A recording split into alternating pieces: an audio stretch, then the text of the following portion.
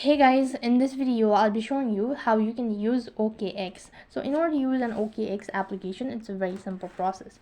So first thing to begin with, you have to install the application. So type in OKX and install the application from your respective Play Store. After you're done installing it, click on the open button and you have to create an account. So basically there are different ways of creating an account. You can either link with your Facebook or Google ID or an email address, and accordingly your account will be created. In my case, I've already created my account, and along with creating your account, verifying your account is one of the important part. So you have to make sure that your account is verified. Only then you'll be able to trade on OKX. Now then, to begin with, you need to go ahead and log into your account. Under OKX as well, the different type of accounts, so that is exchange or wallet.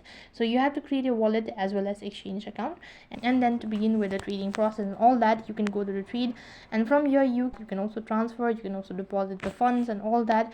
So basically you can explore all of these once you've done creating your account. So that's basically how you can use your OKX account. That is all for this video. I hope the video was helpful. Make sure to like, share and subscribe to our channel. Thank you for watching. See you in the next video.